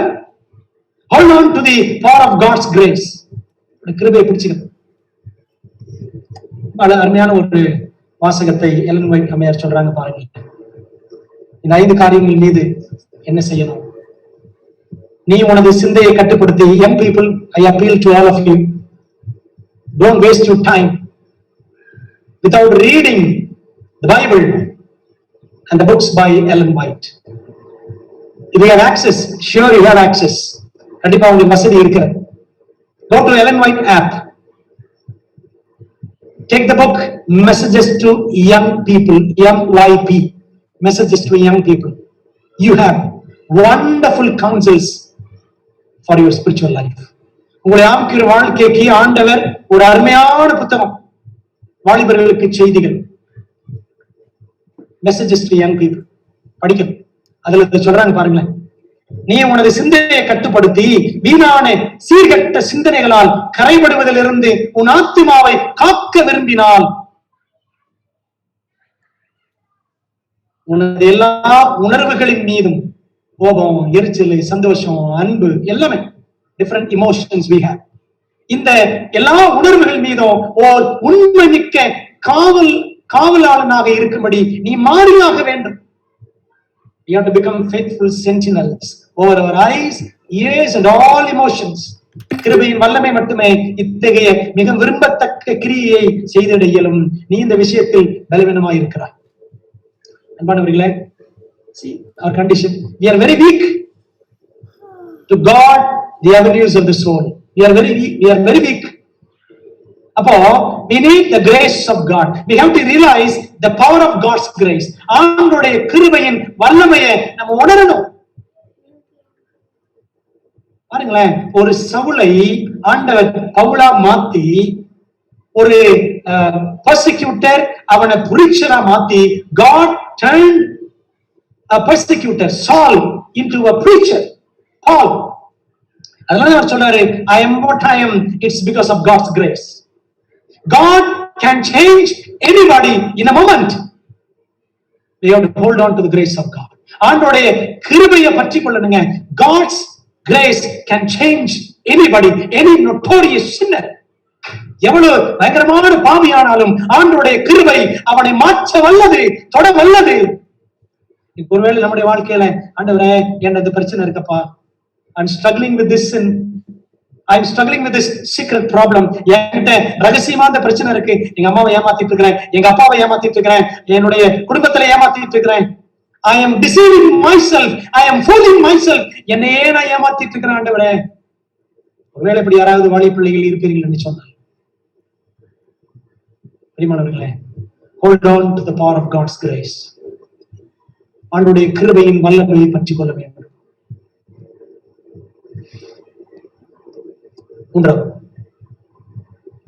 மனதில் சத்திய வசனங்களை நிரப்பிக் கொள்ளுங்கள். நிரப்பிக்கிட்டே இருக்குங்க. செல்போன் நிரப்பிக்கிட்டே இருக்கு. நோ ஸ்பேஸ் காட்டுது. செல்போன் தான் காட்டுது. மைண்ட் ஒண்ணு காட்ட மாட்டேங்குது. Because it is always empty. We are not filling it with the word of God. மூளை எப்பொழுதுமே மனுமனுக்கு இருக்கு. ஒரு வாலிப தம்பி என்கிட்ட கேட்டார், பாஸ்டர் எப்படி பாஸ்டர் படிக்கிறது? ஒரு இளம் ஊழியக்காரர் பாஸ்டர், ஒரு யங் பாஸ்டர், இன்னும் கல்யாணம் கூட ஆகுது. அவர் கேட்டார், எப்படி பாஸ்டர் நிறைய படிக்கிறது, எப்படி பாஸ்டர் கத்துக்கிறது, எப்படி ஆவிக்கிற வாழ்க்கையில வளருது பாஸ்டர் அப்படின்னு ஒரு நாள் என்ன கேட்டார். கல்யாணம் உட்காந்து சாப்பிட்டு இருக்கோம். இதெல்லாம் நடந்தது ஒரு 4-5 மாசத்துக்கு முன்னாடி. அப்ப நான் சொன்னேன், தம்பி, இந்த காலத்து வாலிப பிள்ளைகள், இந்த காலத்து வாலிப ஊழியக்காரர்கள், எனிபடி யாரை எடுத்துக்கிட்டாலும் எல்லாமே மழுமழுன்னு இருக்குப்பா. இங்கேயும் மழுமழுன்னு இருக்கு, முழங்காலும் மழுமழுன்னு தான் இருக்கு. முழங்கால் தரையை பாருங்க, முழங்கால் நல்ல சொல் இருக்கணும். நல்ல முழங்கால் போட்டு ஜோம் பண்ணி முழங்கால் எப்படி இருக்கணும்? மழுமழுன்னு இருக்கக்கூடாது. மழுமழுன்னு இருக்கக்கூடாது. முழங்கால் மழுமலுன்னு இல்ல இருந்துச்சு அப்படின்னா இங்கேயும் மழுமலுன்னு தான் இருக்கும். பிரியமானவர்களே, முழங்கால் படி இருக்கிறோமா? அந்த பையன் சிரிச்சான். அந்த யங் மினிஸ்டர் ஆஃப் காட், ஒரு இளம் வாலிப பையன். அதனால எனக்கு வயசாகி போச்சு நினைச்சுக்காதீங்க, நானும் இளம் ஊழியக்காரர் தான். இருந்தாலும் அவர் என்னோட ரொம்ப சின்ன வயசு. அவர் சொன்ன உடனே அவர் சிரிச்சார். உண்மைதான் பாஸ்டர், மழுமலும் தான் இருக்கிறோம். முட்டிக்காலும் மழுமலும் தான் இருக்கு, மூளையும் மழுமலும் தான் இருக்கு. பிரியமானவர்களே, அப்ப என்ன பண்ணணும் அப்படின்னா, மனதுல சத்திய வசனங்களை நிரப்பிக் கொள்ளணும், ஓவர்ஃப்ளோ ஆகணும் நம்ம மைண்ட் ஆண்டோட வசனங்களினால். பிரியமானவர்களே, மானிட ஆத்துமாக்களுக்கான உறுதியான யுத்தங்கள், மானிட ஆத்துமாக்களுக்கான உறுதியான யுத்தங்கள் சிந்தனை வாழ்வில் தான் அரங்கேறுகின்றன. இங்கதாங்க பயங்கரமான போராட்டங்கள், பெரிய பெரிய யுத்தங்கள் நடந்தது. முதலாம் உலக போர், இரண்டாம் உலக போர் அப்படிலாம் வந்துச்சுன்னு சொல்றாமே. First world war, second world war, it all started in the minds of human beings. அப்படிதானே? மனசுல தாங்க இந்த யுத்தங்கள்லாம் தொடங்குது. பிரியமானவர்களே, அப்ப ஆவிக்குரிய யுத்தமும் மனசுலதான் தொடங்குது. வீண் சிந்தனைகளை வெறுத்து உமது வேதத்தில் பிரியப்படுகிறேன். சங்கீதம் 119, 113. ஃப்ரீ டைம் கிடைச்சா என்ன பண்றான்? செல்போனையே நோண்டிட்டு இருக்கான். எந்த நேரம் பார்த்தாலும் என்ன வந்திருக்கு, என்ன போயிருக்கு, என்ன ஸ்டேட்டஸ் வை, போட்டோ வை, இப்படிதான் ஓடுது. பைபிளை திறப்போம், ஒரு சங்கீதத்தை படிப்போம், மனப்பாடம் பண்ணுவோம், ஒரு 1/4 மணி நேரம் முழங்கால் போட்டு ஜெபம் பண்ணுவோம். ஏதாவது வருதா? எல்லாம் மழுமலுன்னு இருக்கு. பிரியமானவர்களே, நம்ம சிந்திக்க வேண்டும். நான் உமக்கு விரோதமாய் பாவம் செய்யாதபடிக்கு உமது வாக்கை என் இருதயத்தில் வைத்து வைத்தேன். வைத்து வைத்தேன். என்னங்க வைத்து வைத்தேன்? Thy word have I hid in my heart. வைத்து வைத்தேன்னா நீ பத்திரமா வச்சிருக்கேன்னு அர்த்தம். வைத்து வைத்தேன், hid in my heart. நான் உள்ள ஒளிச்சு வச்சிருக்கிறேன். hid in my heart, ஒளிச்சு வச்சிருக்கிறேன். ஆண்டோட வசனத்தை உள்ள அப்படி சேர்த்து வச்சிருக்கேன். அப்படி யார் இருதயத்துல ஆண்டோட வசனத்தை சேர்த்து வைக்கிறாங்களோ அவங்க தாங்க பாவத்தை ஜெயிக்க முடியும். Only those who have the word of God in their minds, only they can overcome sin. Ellen White அமீர் அப்படிதான் சொல்றாங்க. Great controversy, page 593 in English. தமிழ்ல 758. வேதாகம சத்தியங்களினால் தங்கள் மனதை பலப்படுத்திக் கொண்டவர்கள் மட்டுமே, only those who have fortified their minds with scripture, with the truths of the Bible, they can go through the last final struggle. கடைசி அந்த போராட்டம், மாபெரும் இறுதி போருக்கு மத்தியில நிலைத்து நிற்பார்கள். யாரு? உள்ள நிறைய சத்தியங்களை சேர்த்து வைக்கணும். உள்ளுக்குள்ள நிறைய ஆப் இருக்கிறது பெருசு இல்ல. போன்ல நிறைய ஆப் வச்சிருக்கிறது. ஆப் வச்சீங்கன்னா கடைசியில் ஆண்டர் ஆப் வச்சிருக்காரு. ஆப் பின்னாடியே ஓடுறது. அன்பானவர்களே, ஆப் அங்க முக்கியம், உள்ள சேர்த்து வைக்கணும். நம்முடைய வேதாகமத்தில் இருக்கக்கூடிய பரிசுத்த வேதாகமத்தில் இருக்கிற சத்தியங்களை, ஆண்டோட வசனங்களை உள்ள சேர்க்கணும். செய்யறோமா? என்ன செய்யறோம்? யோசித்து பாருங்க. பிரியமான தேவ ஜனங்களே, இது 3வது காரியம், மனதிலே சத்திய வசனங்களை சேர்த்து வையுங்கள். நலம், விழித்திருந்து ஜெபிக்க கற்றுக்கொள்ளுங்கள். ஆண்டவர் சொல்றாரு பாருங்களேன், அருமையான ஆலோசனை. நீங்கள் சோதனைக்குட்படாதபடிக்கு விழித்திருந்து ஜெபம் பண்ணுங்கள். மார்க் 14:38. என்ற புத்திமதியானது முன்னொரு போதும் விட இப்பொழுதே நமக்கு அதிகம் அவசியப்படுகிறது. இப்பதான் ரொம்ப அவசியம். அன்னைக்கு பேதுரு, யாக்கோபு, யோவான் சீஷர்கள்ட்ட சொன்னாரே, விழித்திருந்து ஜெபம் பண்ணுங்கள், எழுந்திருந்து ஜெபம் பண்ணுங்கள், எப்பொழுதும் ஜெபம் பண்ணுங்கள் அப்படிலாம் இயேசு கிறிஸ்து சொன்னாரே. அந்த ஆலோசனை அன்னைக்கு விட இன்னைக்கு தான் ரொம்ப அவசியமா, அதிகம். ஆனா இன்னைக்கு தாங்க அதிகமா அந்த 3 பேரை விட, பேதுரு, யாக்கோபு, யோவானை விட இன்னைக்கு தான் ரொம்ப நல்லா தூங்கிட்டு இருக்கிறோம். ஆத்துமத்தின் வாசல்கள் பத்திரமா இருக்குமா? உள்ள நுழைஞ்சிருவான், சந்துக்குள்ள நுழைஞ்சிருவான் சாத்தான். பிரியமானவர்களே, சந்துக்குள்ள நுழைஞ்சிருவான். சபைகளுக்கான ஆலோசனை ஒரு சாப்டர் சொல்றேன், நோட் பண்ணிக்கங்க. அந்த சாப்டர் வாசம். சபைகளுக்கான ஆலோசனை புத்தகத்துல, கவுன்சில்ஸ் ஃபார் தி சர்ச் புத்தகத்துல ஒரு சாப்டர் இருக்கு. புலன்களை காத்தல் என்று ஒரு சாப்டர், கார்டிங் அவர் சென்சஸ் என்று ஒரு சாப்டர் இருக்கு. சாப்டர் 30 இப்போ வந்திருக்க ரீசெண்ட் புக்ல சாப்டர் 30 சின்ன சாப்டர் தான், ஜஸ்ட் 2 pages, 4 or 5 paragraphs, அவ்வளவுதான். வண்டர்ஃபுல் சாப்டர், நீங்க படிச்சு பாருங்க. இந்த புக்ல வந்து சாப்டர் 30, பழைய புக்ல பாத்தீங்கன்னா ஐ திங்க் இட் இஸ் 39 நினைக்கிறேன். படிங்களேன். அம்மையார் சொல்லியிருப்பாங்க, சந்து கிடைச்சா போதும் சாத்தானுக்கு சந்து கிடைச்சா போதும். வாசிக்கிறேன், அந்த ஒரு லைன் மட்டும் உங்களுக்கு நான் புக்ல இருந்து வாசித்து காமிக்கிறேன். புலன்களை காத்தல் என்ற அதிகாரத்துல 256 பக்கம் பாருங்களேன். தன் ஆத்மாவில் சாத்தான் நுழையக்கூடிய எல்லா சந்துகளையும் கவனித்து ஒவ்வொரு கிறிஸ்தவனும் இடையறாமல் காவல் செய்ய வேண்டும். ஒவ்வொரு சந்து, ஏதாவது சந்து இருக்கா? அதாங்க அந்த 5 சந்து, மெய்வாய் கண் மூக்கு செவி, 5 senses. இந்த சந்துல இடம் கொடுத்தோம் அப்படின்னா சாத்தான் உள்ள புகுந்து சிந்து பாடிடுவான். நம்ம நிலைமை என்ன ஆயிரும்? ரொம்ப பரிதாபமாயிரும். அப்படிதான் ஆச்சு நிறைய பேருக்கு. ஏசா, சிம்சோன், தாவீது பார்த்தாங்க, ஏவாள். பிரியமான தேவ பிள்ளைகளை, விழித்திருந்து செபிக்க கற்றுக்கொள்ளுங்கள். 5, உடலின் ஒவ்வொரு அங்கத்தையும் வாழ்வின் ஒவ்வொரு அங்குலத்தையும் தேவனுக்கு அர்ப்பணியுங்கள். Commit every organ of your body and every inch of your life should be committed to the Lord. Every organ of our body and every inch of our life should be consecrated for God's glory. ஆண்டவருக்கு அர்ப்பணிக்க ரொம்ப முக்கியம். எப்படி அர்ப்பணிக்கணும்? குயிக்கா சில காரியங்களை பார்த்து நான் முடிக்க போகிறேன். பிரியமானவர்களே, என் கண்களோடு உடன்படிக்கை பண்ணின நான் ஒரு கன்னிகையின் மேல் நினைப்பா இருப்பது எப்படி? ஜோப் 31:1. என்ன பண்ணணும்? கண்களோடு யோபு தாவீது செய்த தீர்மானத்தை செய்ய வேண்டும். ஆண்டவரே, என் கண்கள் உம்முடைய காரியங்களை மாத்திரம் பார்க்கணும்.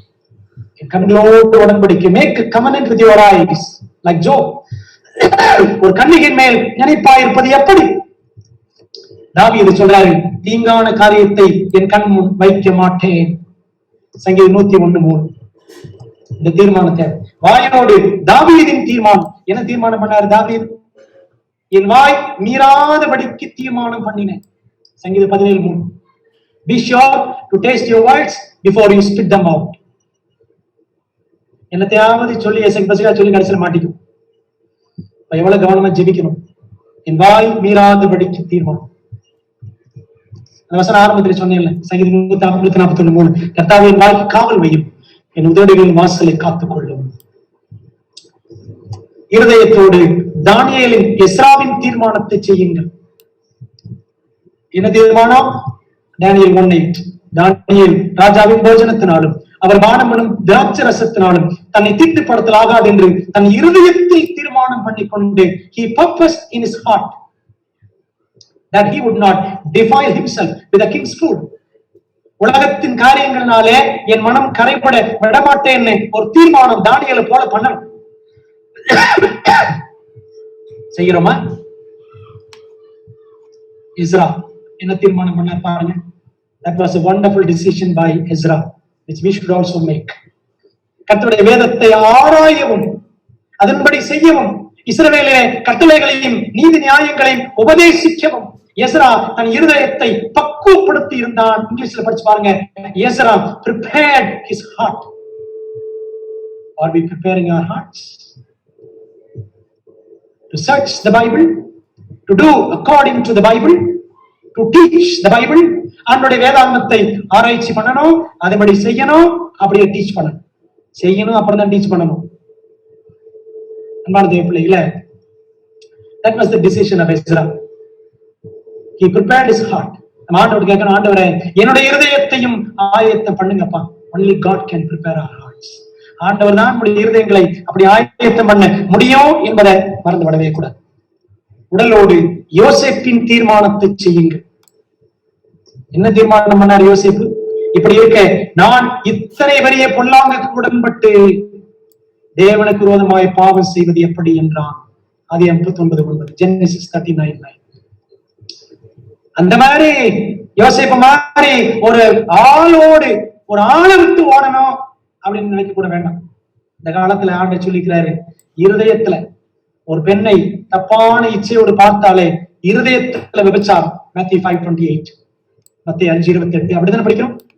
அப்போ இன்னைக்கு செல்போனை கையில வச்சிருக்கிறோம், நல்லதை பாக்குறோமா, நல்லதை படிக்கிறோமா? Are we committing adultery mentally and spiritually? ஆவிக்கு ரீதியாக மன ரீதியாக நம்ம விபச்சாரம் செய்கிறோமா? What are we looking at? What are we watching? Looking is just for a moment. Watching is for all the time. என்ன பார்க்கிறோம்? எதை பார்த்துக்கிட்டே இருக்கிறோம்? சிந்திக்கணும். பிரியமான தேவ பிள்ளைகளே, இந்த மாதிரி தீர்மானங்களை நீங்களும் நானும் செய்யணும். ஒரு கதை ஒன்றை சொல்ல நான் விரும்புகிறேன். ஒரு நடந்த சம்பவம். இறைக்காக ஒரு கழுகு, ஒரு ஈகிள் என்ன பண்ணிச்சான், அப்படியே மேல வட்டமிட்டு அப்படியே கீழே பார்த்துக்கிட்டே இருந்துச்சான்.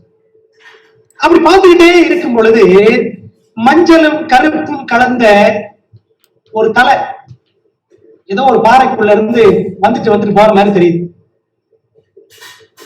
பார்த்தா அது ஒரு ஆமை. என்ன பண்ணிச்சான், இந்த கழுகு அப்படி வேகமா கழுகு பாய்ச்சலாக வேகமா கீழே பறந்து வந்து கன நேரத்துல ஒரு செகண்ட்ல அப்படியே என்ன பண்ணுது, அந்த கீழே கிடந்த அந்த பாறை போல ஒரு உருவம் கிடந்துச்சே, அது அப்படியே தூக்கிட்டு மேல போயிடுச்சா? இல்லை, அதை தூக்கிச்சு. அதால பறக்க முடியல. என்னாச்சு தெரியுமா? அந்த ரெண்டு ஓடு, ஆமையினுடைய அந்த ரெண்டு மேல் ஓடு கீழ் ஓட்டுக்கு இடையில அதனுடைய கால்கள் மாட்டிக்கொண்டது. கழுகின் கால்கள் சிக்கிக்கொண்டது. வெயிட், இந்த ஆமை பாத்தீங்கன்னா சரியான வெயிட், தூக்க முடியல. எப்படியாவது பறக்க முயற்சி பண்ணது, உயர எழுப்ப முடியல. என்ன பண்ணதா, அப்படியே மரங்கள், அப்படி தோட்டங்கள், அப்படி புல்வெளிகள் அப்படி கடந்து அப்படி போகுது. பாத்தீங்கன்னா அந்த வெயிட் தாங்காம இந்த கழுகு கால்ல ரத்தம் வர ஆரம்பிச்சிருச்சு. அப்படியே இந்த ரெண்டும் அப்படியே பறந்து போய் ஒரு புதருக்குள்ளே, குழிக்குள்ளே கழுகும் ஆமையும் விழுந்தன. இந்த ஆமை பிடி அசரவே இல்லை.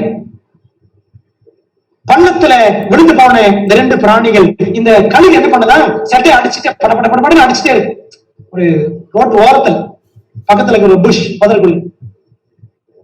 என்னடா ஏதோ ஒரு படப்படப்பு சவுண்ட் கேட்குதுன்னு சொல்லிட்டு வருகிற அந்த 2 வீலர்ஸ், அந்த இருசக்கர வாகனக்காரர்கள் அப்படியே நிறுத்தி ஒருத்தர் எட்டி பாக்குற ஒரு கூட்டம் அப்படியே கூடு. ஒரு அதிசயமான காட்சி. இந்த மாதிரி காட்சி எங்கேயுமே கிடைக்காதுல்ல. கழுகு யாராவது பார்க்க முடியுமா? வேகமாய் பறந்து செல்லும் பருந்து ஊர்ந்து செல்லும் ஆமையிடம் சிக்குண்டு சிரமப்படுவது ஆச்சரியம் தானே. பிரியமான தேவ பிள்ளைகளே, நீங்களும் நானும் மேல பறக்கணுங்க. ஆண்டவரோடு நடக்க வேண்டும். ஆண்டவரோடு கூட நாம தேவனோடு உறவு கொள்ள வேண்டியவர்கள் உலக காரியங்கள்ல சிக்கிக் கொள்ளலாமா? சிக்கனா கழுகு மாதிரி சீரழிவுதான். என்ன பண்ணாங்க, என்னென்னமோ ட்ரை பண்ணி பார்த்தாங்க. அப்புறம் ஒரு கட்டிங் பிளேட கொண்டாந்து இந்த ஆமையின் கீழ் ஓட்டை அப்படி இழுத்து விட்டாங்க. இழுத்து விட்ட உடனே இந்த பருந்து அப்பா தப்பிச்சே பொழைச்சேன்னு சொல்லிட்டு விரைந்து பறந்து மறைந்து விட்டது. பார்வையாளர்கள் இருந்த ஒருத்தர் என்ன பண்ணாரா, இந்த ஆமையை தூக்கி போயிட்டார். ஆனா இந்த ஆமை வெளியில வரும் பார்த்தாரு, இந்த ஆமை வெளியில வரவே இல்லை. சில நாட்கள் கழித்து பசியால் அந்த ஆமை செத்தே போனது. அன்பானவர்களே, இது ஒரு அபூர்வமான ஒரு சம்பவம், நடந்த ஒரு சம்பவம். இந்த ஆமை பாருங்களேன், 5 உள்ளடக்கியது, 4 கால்களையும் ஒரு தலையும். எதிரியிடம் சிக்கிவிடாத அதிசயம், எதிரியை விட்டுவிடாத அதிசயம். இந்த ஆச்சரியமான தெய்வ படைப்பு, இந்த 5 அடக்கல் அதிசயமான ஆமை எதிரிகிட்ட சிக்காது, எதிரிய விடவும் விடல. அப்படி நம்ம மாறினா எவ்வளவு நல்லா இருக்கும். எதிரிகிட்ட சாத்தான்ட்ட சிக்கவே கூடாதுங்க, சிக்கவே கூடாது. அவன்கிட்ட சிக்க கூடாது.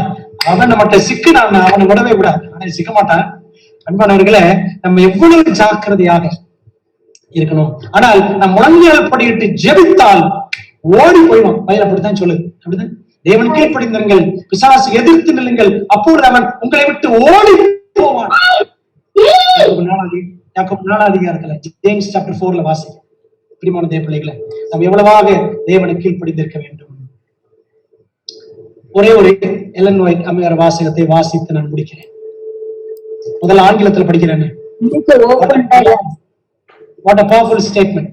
பாருங்களேன். Choose poverty, reproach, separation from friends or any suffering rather than to defile the soul with sin.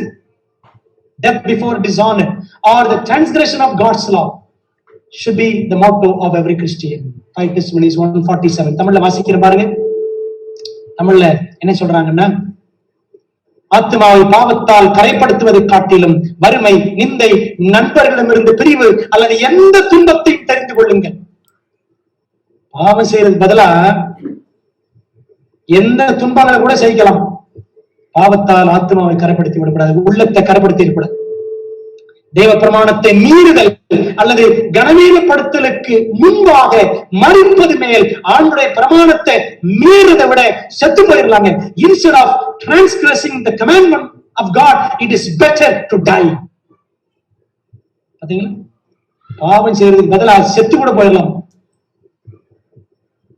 அப்படி மறிப்பது மேல் என்று ஒவ்வொரு கிறிஸ்தவனும் ஒரு மோட்டோ வைத்துக் கொள்ள வேண்டும். இதுவே ஒவ்வொரு கிறிஸ்தவனின் பொன்மொழியாக இருக்க வேண்டும். இருக்கா?